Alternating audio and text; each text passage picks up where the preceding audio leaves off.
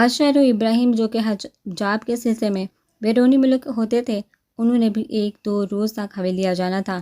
اس موقع پر شاہد علی صاحب حمزہ جو کہ اسٹڈی کے سلسلے میں باہر ہوتے تھے، وہ بھی شرکت کرنے آ رہے تھے۔ ایک ہی دن میں 3 نکاح کی رسمیں ادا ہونے کو تھی، اس لحاظ سے تیاریاں بھی اپنے عروج پر تھی۔ سوہا بھی دل کھول کر تیاریوں میں مصروف تھی۔ کزن کے نکاح کی خوشی الگ، لیکن علیزے اس کی اکلوتی نند بھی تھی، اس کی تیاریاں بھی اپنے جوبن پر تھی۔ لڑکیوں کے ایک پاؤں حویلی میں تو دوسرے بازار میں تھے۔ ان کا بس نہیں چل رہا تھا کہ بازار میں ہی ڈیرا ڈال کر بیٹھ جائیں۔ رخسار اور گلناز بیگم بازار جا کر پلوشہ علیزے اور لائبہ کے لہنگے کا آرڈر دیں، ساتھ ہی بقیہ شاپنگ بھی نپٹائی تھی۔ سوہا کی تیاریاں بھی تقریباً مکمل ہو چکی تھی۔ اس نے ہر چیز سالک حیدر کی پسند کا خیال کرتے ہوئے خریدی تھی۔ اس کی بے پایہ محبتوں کے آگے وہ اس کی دیوانی ہو چکی تھی۔ وہ شخص اس کے لیے شجرہ ممنوع اور اس کی کل کائنات تھا۔ سالک حیدر شکار پر گیا ہوا تھا۔ وہ زونیہ کے ساتھ علیزے کے کمرے میں بیٹھی ہوئی تھی۔ رخسار بیگم بھی بیٹی کے ساتھ موجود تھی۔ علیزے کو الگ ہی فکر کھائی جا رہی تھی۔ اف امی جان، مجھے بہت شرم آ رہی ہے۔ ابراہیم لالا، میرا مطلب میں کیسے ان کو شوہر مانوں؟ انہیں تو میں نے ہمیشہ لالا ہی سمجھا ہے نا، علیزے نے گھبرائے ہوئے انداز میں کہا تو اس کے بعد سوہا زونیہ ہنس پڑی۔ رخسار بیگم اسے گوننے لگی۔ خبردار جو الٹی سیدھی کوئی بات کی، پتہ نہیں اس لڑکی کا بچپنا کب جائے گا۔ یہ لالا کیا ہوتا ہے؟ وہ اب تمہارا ہونے والا شوہر ہے۔ انہوں نے اسے ڈانٹ لگائی تو وہ منہ بسوڑ کر رہ گئی۔ پاگل لڑکی، دعا نے بھی تو یوسف کو لالا ہی سمجھا ہوا تھا نا، لیکن دیکھو ایڈجسٹ کر لیا نا اس نے۔ تم بھی کر لو کہ یہاں تمہیں الگ ٹینشن ہے اور وہاں لائبہ کو اپنے ذوق کی پڑی ہوئی ہے۔ بس ایک پلوشہ ہے جس کا کوئی شدید رسپانس سامنے نہیں آئے، ورنہ مجھے تو لگا تھا وہ بہت ناراض ہوگی دادا سائیں کے اس فیصلے پر، لیکن اللہ کا شکر ہے اس نے ایسا کچھ بھی نہیں کیا۔ زونیہ نے تشکر سے کہا۔ ارے ہاں بھابھی، پلوشہ ابھی تو بہت جلد مان گی، بنا کوئی تماشا کیے، یہ تو مقام حیرت ہے۔ علیزے نے بھی اپنی حیرت کا مظاہرہ کیا۔ وہی تو میں بھی سوچ رہی ہوں، زونیہ نے پرسوچ انداز میں کہا۔ علیزے، ویسے تمہاری ابراہیم لالا کل آ رہے ہیں، تم دل ہی دل میں خوش تو ہو ہی رہی ہوگی نا؟ سوہا نے علیزے کو چھیڑتے ہوئے کہا۔ ہائے بھابھی، اب آپ ایسے تنگ کرے گی مجھے، اس نے بلش کرتے ہوئے کہا تو سوہا کھلکھلا کر ہنس پڑی۔ رخسار بیگم بھی مسکرا دی۔ اشر اور ابراہیم سمیت باقی لڑکوں کی بھی آمد ہو چکی تھی، ساتھ ہی پھپھو کی فیملی کی بھی، کیونکہ اسی روز علیزے لائبہ پلوشہ کو مہندی بھی لگنے کو تھی۔ ساری لڑکیاں صحن میں بیٹھی ہوئی تھیں جبکہ مرد حضرات مردانہ خانے میں موجود تھے۔ وہ برآمدے کے دیوان پر بیٹھی اس سے سالک حیدر کا انتظار تھا، کیونکہ اس نے اسے صبح ناشتے کے بعد سے نہیں دیکھا تھا۔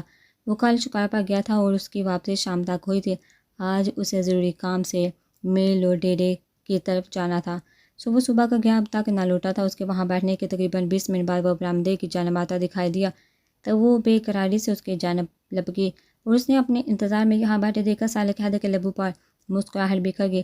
حیدر سائیں، شکر ہے آپ آ گئے، میں نے آپ کو صبح سے نہیں دیکھا تھا تو مجھے پریشانی ہو رہی تھی، وہ ایک ہی سانس میں بولتے اسے لگ گئی۔ سالک حیدر نے محصور کن انداز میں اس کے بالوں پر اپنے لب رکھ دیے۔ کیا اتنی محبت ہوگی ہے مجھ سے؟ اس نے اسے اپنے حصار میں لیتے ہوئے گمبھیر لہجے میں پوچھا۔ اس سے بھی کہیں زیادہ نہایت آہستگی سے لرزتے لہجے میں کہا جسے وہ مشکل سن پایا۔ پھر سے ایک بار کو میں نے سنا نہیں، اسے تانگ کرنے کو شرارت سے بولا تو وہ بلش کرنے لگی۔ مہندی نہیں لگائی ابھی تک؟ کیوں؟ سالک حیدر نے اس کے ہاتھ کو پکڑ کر سامنے کیا تو وہ نفی میں سر ہلا گئی۔ ابھی تو نہیں لگائی، ابھی بیوٹیشن آئے گی تو اس سے لگوا لوں گی، اس نے بتایا تو اس نے اس کے ہتھیلی چوم لی۔ میں لگا دوں مہندی؟ وہ محبت سے پوچھنے لگا تو وہ خوشگوار سے حیرت سے اسے دیکھنے لگا۔ حیدر سائیں، آپ لگائیں گے؟ ٹھہریے، میں مہندی لے کر آتی ہوں، وہ پرجوش سے کہتے ہوئے اندر کی جانب آگے وہ بالوں میں ہاتھ پھیرتا مسکرا دیا اور برآمدے کی دیوان پر بیٹھ گیا۔ کچھ دیر بعد وہ مہندی لے آئی اور اس کے قریب دیوان پر بیٹھ گئی۔ سالک حیدر نے اس سے مہندی لے کر نہایت توجہ سے اس کا مرمری ہاتھ تھام کر اس کی ہتھیلی پھیلائی اور سوہا کی نظریں اس کی بلائے لیے جا رہی تھی۔ تھوڑی محنت کے بعد اس نے اس کی ایک ہتھیلی پر حیدر لکھا اور دوسری ہتھیلی پر آئی لو یو لکھا۔ ساتھ ہی اسے دیکھا جو پیاری سی مسکراہٹ سمیت اپنی ہتھیلی پر لکھے اس کے نام کو دیکھ رہی تھی۔ کیسی لگی مہندی؟ سالک حیدر نے اس کی لٹو کو پیچھے ہٹاتے ہوئے پرشوق انداز میں پوچھا۔ بہت دلکش ہے یہ، بہت پیاری، خوبصورت۔ وہ ابھی بھی اپنی مہندی کو دیکھے جا رہی تھی اور پھر جو ہی مہندی کو دیکھتے دیکھتے ہی اس کے شانے سے سر ٹکا لیا۔ اس کو تکتی سالک حیدر کی آنکھوں میں محبت ٹھاٹے مارتا سمند اتر آیا تھا۔ اس نے بے احتیاط اس کی پیشانی چوم لی۔ سوہا بی جان، رسمہ بیگم سمیت زونیہ، علیزے وغیرہ کو بھی اپنی مہندی دکھا چکی تھی۔ صاحب نے دل کھول کر اس کی مہندی کو ستائشی لفظوں سے نوازا اور اس کی مہندی دے کر سالک حیدر کے حوالے سے اسے تنگ خوب کیا تھا۔ سالک حیدر علیزے کے کمرے میں تو وہاں پہلے سے ہی معاذ یوسف موجود تھے۔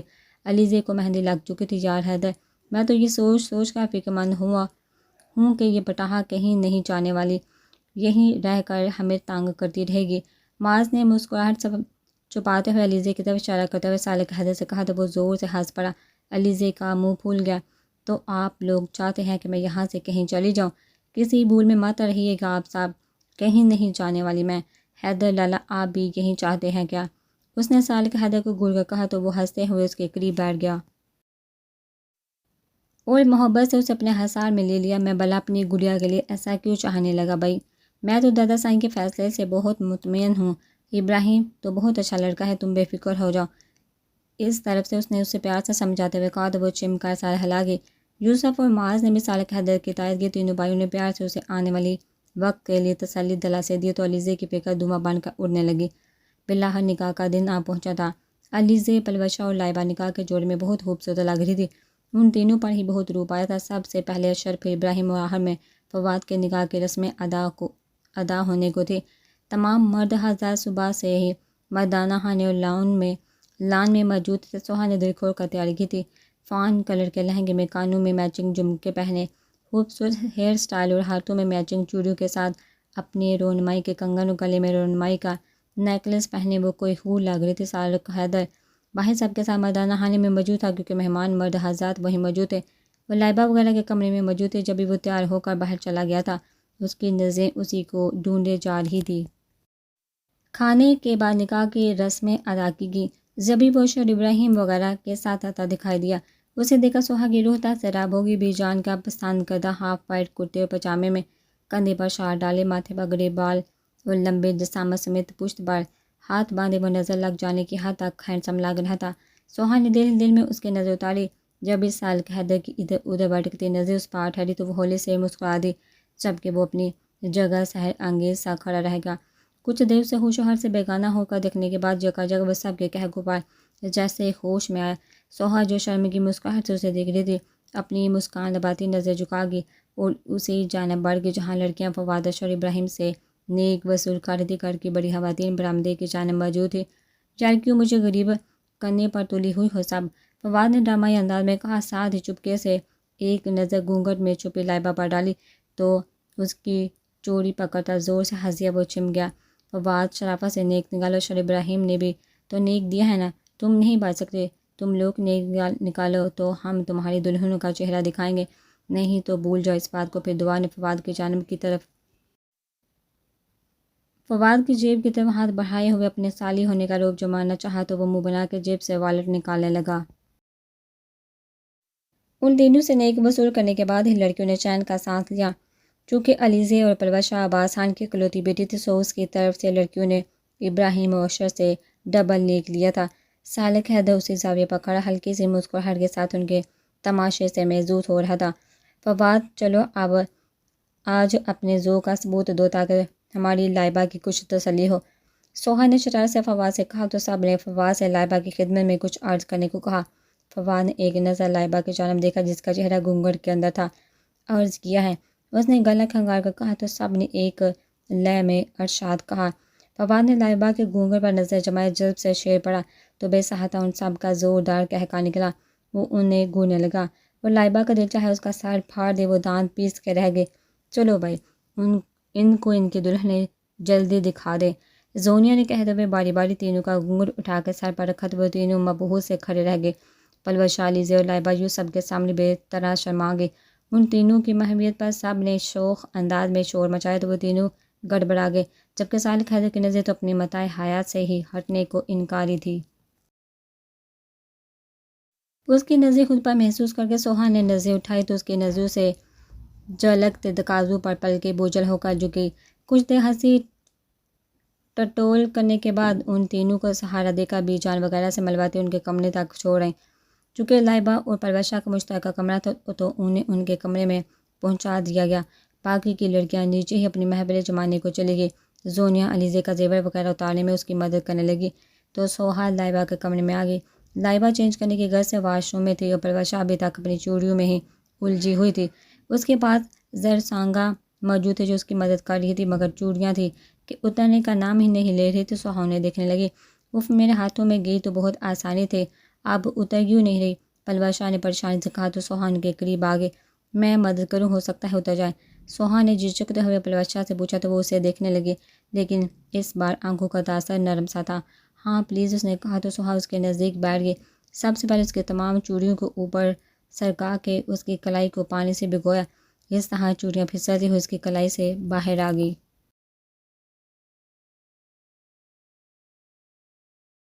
گیا. سوہا نے دھیمی سی مسکراہٹ کے ساتھ اور اٹھنے کو تھی کہ بلوشا نے اس کا ہاتھ پکڑ لیا. سوہا اسے دیکھنے لگی. سوہا بیٹھو، مجھے تم سے کچھ بات کرنی ہے. سوہا زرسانگا کو دیکھتی دوبارہ اس کے نزدیک بیٹھ گئی. زرسانگا بھی ناسمجھی سے اسے دیکھ رہی تھی. اسی دوران لائبہ بھی چینج کر کے واش روم سے نکل آئی تھی. مجھے معاف کر دو سوہا، میں نے تمہارے ساتھ بہت ظلم کیا. میں انتقام میں بالکل اندھی ہو گئی تھی. میں اپنی ان نازیبہ حرکات کے لیے تم سے معافی مانگتی ہوں. آئندہ ایسا کچھ بھی نہیں ہوگا. کیا تم مجھے معاف کرو گی؟ پرواشی کی آنکھوں میں گہری شرمندگی ہلکورے لے رہی تھی. کیوں نہیں؟ میرے لیے تو یہ باعث خوشی ہے کہ تم نے اپنے دل سے میرے لیے بدگمانیوں کو نکال پھینکا ہے. اور رہی معافی مانگنے کی بات، تو پلیز معافی مانگ کے مجھے شرمندہ تو نہ کرو. میرے دل میں تمہارے لیے کوئی بغض اور کینہ نہیں ہے. اللہ تمہیں ہمیشہ خوش اور آباد رکھے، آمین. سوہا نے خوش دلی سے مسکرا کر کہا تو پلوشا اس کے گلے سے لگ گئی. سوہا بھی اسے گلے سے لگاتے کھل اٹھی. زرسانگا اور لائبہ بھی خوشی کے احساس سے مسکرا دی.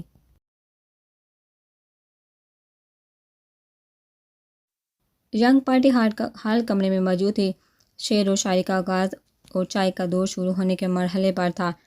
سوہا سیڑھیاں اتر کر راہداری عبور کرتی ہال کمرے کی جانب بڑھی تھی کہ پیچھے سے اس کے چوڑیوں بڑی کلائی کسی نے پکڑی. اس نے مڑ کر دیکھا تو سامنے سال کے ہاتھوں کو دیکھا. لب پھول کے طرح کھل اٹھے. اسے اس استحقاق آمیز نظروں سے دیکھتے ہوئے سال کے ہاتھوں نے اس کا ہاتھ تھام کر اسے ہونٹوں سے چھوا تو سوہا نے نظروں میں اسے تنبیہ کرتے ہوئے ہاتھ چھڑوانا چاہا تو اس نے معنی ہیز نظروں سے اسے دیکھتے ہوئے ہاتھ چھوڑ دیا. وہ شرم سے چلبلاتی ہال کمرے میں داخل ہوئی. وہ دعا کے پاس جا کر بیٹھ کے سال کے ہاتھ بالوں میں ہاتھ پھیرتا صوفے پر بیٹھ گیا. پرشوق نگاہیں گاہیں بگائے اسی کے جانب بڑھ رہی تھی. اس کی بولتی نظروں پر وہ شرم سے سمٹی جا رہی تھی. وہ نظریں جھکا کر اپنی ہتھیلیوں پر اس کا لکھا نام اور اظہار محبت دیکھنے لگی. اس کی مہندی کا رنگ بہت گہرایا تھا. جازم تم سناؤ، عیسیٰ نے جازم سے کہا تو وہ شروع ہوا. منزلیں بھی اس کی تھی، راستہ بھی اسی کا تھا. ایک ہم اکیلے تھے، قافلہ بھی اسی کا تھا. ساتھ ساتھ چلنے کی سوچ بھی تو اس کی تھی، راستہ بدلنے کا فیصلہ بھی اس کا تھا. آج کیوں اکیلے ہیں دل سوال کرتا ہے. لوگ تو سب اس کے تھے، کیا خدا بھی اس کا تھا؟ واہ، انتہائی خوبصورت کلام. سب نے تالیاں پیٹتے ہوئے جازب کے کھلے دل سے تعریف کے ساتھ ہی اشر سے کہا تو وہ اپنا کلام شروع کر گیا. آگ ہو تو جلنے میں دیر کتنی لگتی ہے، برف کو پگھلنے میں دیر کتنی لگتی ہے. چاہے کوئی تھک جائے، چاہے کوئی رہ جائے، قافلوں کو چلنے میں دیر کتنی لگتی ہے. چاہے کوئی جیسا بھی ہم سفر ہو صدیوں سے، راستہ بدلنے میں دیر کتنی لگتی ہے. یہ تو وقت کے بس میں ہے کس کو کتنی مہلت دی، ورنہ بہت ڈلنے میں دیر کتنی لگتی ہے. سوچ کی زمین پہ راستے جدا ہوں تو دور جا نکلنے میں دیر کتنی لگتی ہے. بہت اعلیٰ، بہت خوب. سب نے اپنی اپنی جانب کی تعریفی کلمات ادا کیے. اشر کا کلام واقعی میں زبردست تھا. سب چائے کے ساتھ انسان مقدس محفل سے مکمل طور پر لطف اندوز ہو رہے تھے. زرسانگا سنائے گی اب. شاہ زیب نے زرسانگا کو سنانے کا اشارہ کیا. کبھی خاموش بیٹھو گے، کبھی کچھ گنگناؤ گے. بس جتنا یاد آؤں گا مجھے اتنا بلاؤ گے. جو کوئی پوچھ بیٹھے گا اداسی کا سبب تم سے بہت سمجھانا چاہو گے مگر سمجھا نہ پاؤ گے. کبھی دنیا مکمل بن کے آئے گی نگاہوں میں، کبھی میری کمی دنیا کے ہر ایک شے میں پاؤ گے. پڑھو گے ہاتھ کبھی میرے، کبھی تصویریں دیکھو گے، کبھی ہاتھ میں جو لکھی وہ تقریر دیکھو گے. میری تصویریں پھینکو گے نہ میرے ہاتھ جلاؤ گے. دیا اپنے سہانے کا جلاؤ گے، بجاؤ گے. کہیں پر بھی رہے ہم تم محبت، پھر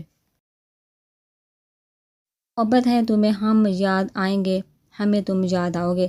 واہ زرسانگا، کیا بات ہے، تم نے تو کمال ہی کر دیا. بہت اعلیٰ کلام. بے شک زونیا نے کہا تو سب نے تائیدی انداز میں تالیاں بجائیں. شکریہ شکریہ. اب حاضر لیلہ سنائیں گے. ایک ادا سے شکر ادا کرتے ہوئے زرسانگا نے سالک حدث سے سنانے کو کہا. سوہا نے پیاری سی مسکراہٹ کے ساتھ اسے دیکھا جو اب کلام شروع کرنے کو تھا. اس کی غزل ختم ہوئی تو سب تقریباً 2 منٹ تک تالیاں بجاتے رہے۔ واہ کیا غزل ہے، ایک ایک لفظ دل میں اتر گیا ہے، بہت عمدہ۔ مختلف قسم کے تعریفی جملے وقفے وقفے سے سننے کو ملتے رہے۔ اس کے بعد زونیا وغیرہ کی باری آئی۔ سالک حیدر صوفے سے اٹھ کھڑا ہوا تو سوہا نے اسے دیکھا تو وہ سر کے اشارے سے اسے آنے کا کہتا حال کمرے سے باہر نکل گیا۔ وہ تھوڑے توقف کے بعد اٹھ کھڑی تاکہ کسی کو محسوس نہ، وہ سیڑھیوں کی جانب آئی تو اسے سبو سیڑھیاں اترتی دکھائی دی۔ سوہا بی بی سائیں نے کہا ہے آپ کو سب سے اوپر والی چھت پر بیجو جی۔ سبو ملازمہ نے اسے دیکھا سالک حیدر کا پیغام اس تک پہنچایا تو وہ سر ہلاتی اوپری منزل کی جانب بڑھ گئی۔ سیڑھیوں پر سیڑھیاں پار کرتے ہوئے چھت پر آئی تو اس کا سانس پھول گیا۔ سالک حیدر ریلنگ پر دونوں ہاتھ رکھے کھڑا تھا۔ سوہا کی جانب اس کی پشت تھی۔ سوہا کا سانس اتنی سیڑھیاں چڑھنے کے باعث پھول رہا تھا۔ آخر پر سالک حیدر پلٹنے کو تھا کہ وہ سالک حیدر کی پشت سے لگ گئی اور ساتھ ہی اپنا چوڑیوں بڑا ہاتھ اس کے گرد باندھ دیا۔ اس کا نرم گرم سا لمس سالک حیدر کے جذبات کی دنیا میں ہلچل مچانے لگا۔ حیدر سائیں، اس نے پیچھے سے اس کے شانے پر تھوڑی ٹکا کر اسے پکارا۔ بولو حیدر سائیں کی زندگی۔ وہ اپنے گرد باندھے اس کے دونوں ہاتھ پکڑ انہیں باری باری چومتے ہوئے بولا تو سوہا کا چہرہ سرخ ہونے لگا۔ ٹھنڈی ٹھنڈی پرکیف ہوائیں چل رہی تھی۔ چاندنی رات تھی، چاند کی روشنی پوری فضا کو منور کر رہی تھی۔ آج یہیں سوئیں گے کیا؟ اس نے پوچھا۔ بالکل، آج ہم یہی رات گزاریں گے۔ دیکھو نا کتنا خوبصورت سما ہے، میں تم اور ہماری محبت بس۔ محمور لہجے میں بولتا وہ اس کی جانب پلٹا تو وہ بلش کرتا چہرہ جھکا گیا اور پھر اپنی شرم چھپانے کو چھت پر موجود جولی پر جا کر بیٹھ گئی۔ اس کے ادا سالک حیدر بالوں میں ہاتھ پھیر کے مسکراہٹ ضبط کرتا اس کی جانب بڑھ گیا اور جولے پر لیر کا اس کی گود میں اپنا سر رکھ لیا، آنکھیں موند لی۔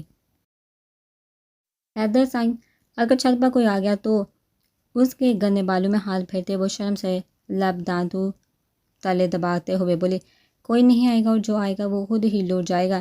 باری لہجے میں بولتا وہ اس کے سر کو ہلکے سے پکڑ کر خود پر جھک گیا۔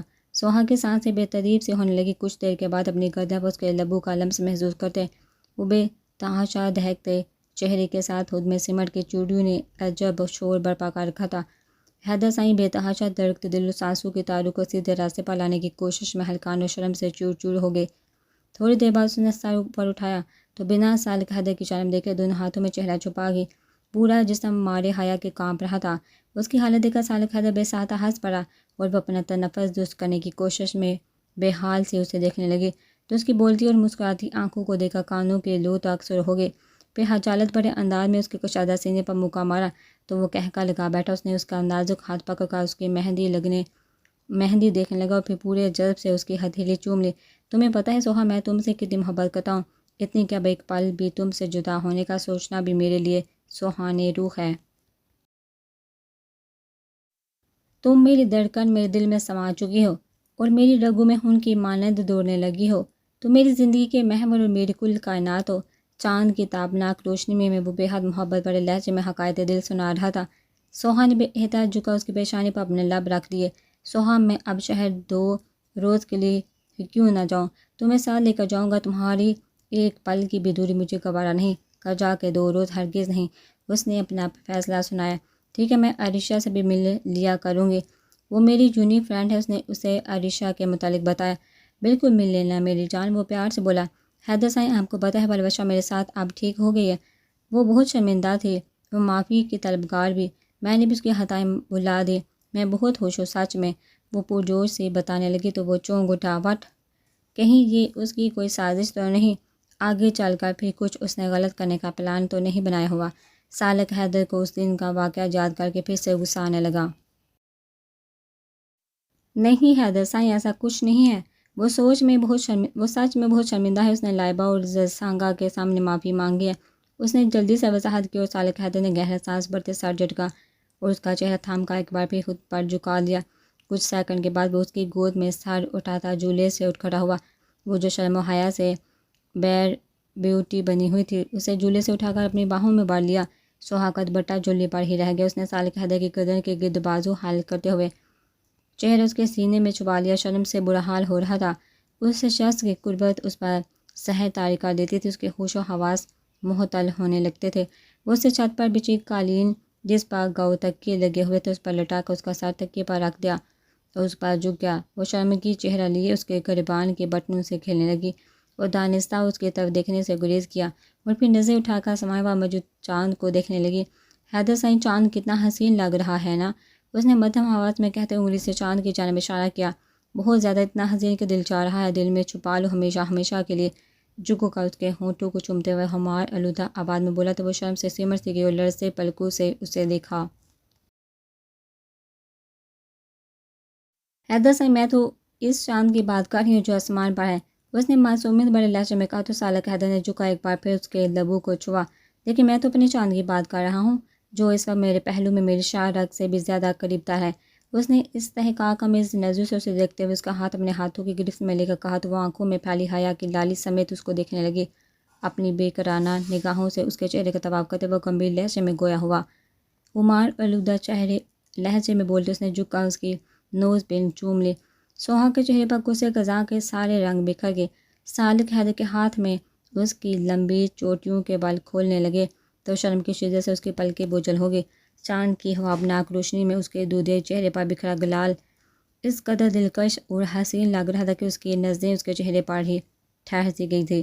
اس کی چوٹیوں کے بال کھول کر اس نے اس کی چوڑیوں سے بڑی کلائی تھام لی اور اس کی کلائی کو لبوں سے چھوتے ہوئے نہایت احتیاط سے اس کی تمام چوڑیاں نکال کر سر پر رکھ دی۔ سوہا کی آنکھیں حیا سے بند ہو گئی، دل کی دھک دھک کانوں میں حشر برپا کر رہی تھی۔ اس کے بقیہ زیورات اتار کر اس نے اس کے برابر لیٹے ہوئے اس کے نازک سرابے کو نرمی سے کھینتے ہوئے اپنے اوپر کیا۔ سوہا کی پلکیں ماہی بے آب کی طرح لرز رہی تھی۔ سالک حیدر نے دیوانہ وار اس کی گردن پر جاں بجا اپنے لبوں کا لمس چھوڑا۔ سوہا نے تڑپ کر اس کے کرتے کو اپنی مٹھی میں جگڑا۔ وہ مدہوش سا اپنی شدتیں اس پر لٹاتے اس پر اسے بھی ہوش و حواس سے بیگانہ کر گیا تھا۔ کچھ دیر اسی زاویے پر لیٹے رہنے کے بعد سالک حیدر نے اسی بے اعتدال سے اس کے ریشمی بالوں میں انگلیاں پھنسا کر اس کے بالوں کی نرماہٹ محسوس کرتے اسے نیچے لٹا کر اس پر جھک گیا۔ سوہا کا تنفس جیسے اپنی ڈگر ہی بھول چکا تھا۔ سندلی لب اس شخص کی شدتوں پر کانپ رہے تھے۔ اس نے پوری شدت سے اس کے آرزو کو چوما۔ اس کی آنکھوں پر لب رکھتے ہوئے اس نے اس کے مرمری وجود کو خود میں بینچ لیا، ساتھ ہی پیروں کی انگلیاں بھی اس کی انگلیوں سے الجھا لی۔ اس کی چھوٹی سے ناک کو چومتے ہوئے عقیدت سے اس کی دمکتی پیشانی چوم لی اور پھر اس کے گلاب کی پنکھڑیوں کی مانند خوبصورت لبوں پر اپنے ہونٹ رکھتے ہوئے وہ مکمل طور پر اس کے اوپر وجود پر چھا گیا۔ سوہا نے خود سپردگی کے انداز میں اس کے وجود کے گرد اپنے بازو کا گھیرا تنگ کر دیا۔ ان دونوں کی دھڑکنوں کی تال ایک ہی لے پہ دھڑک رہی تھی اور سانسیں بھی آپس میں مل چکی تھی۔ وہ دونوں دنیا جہاں سے بیگانہ ایک دوسرے میں کھوئے ہوئے اپنی اپنی شدتیں ایک دوسرے کو بانٹنے میں مصروف تھے۔ آسمان پر موجود چاند نے بھی ان دونوں کو دیکھ کر ماشاءاللہ کہا اور مزید آب و تاب سے چمکنے لگا۔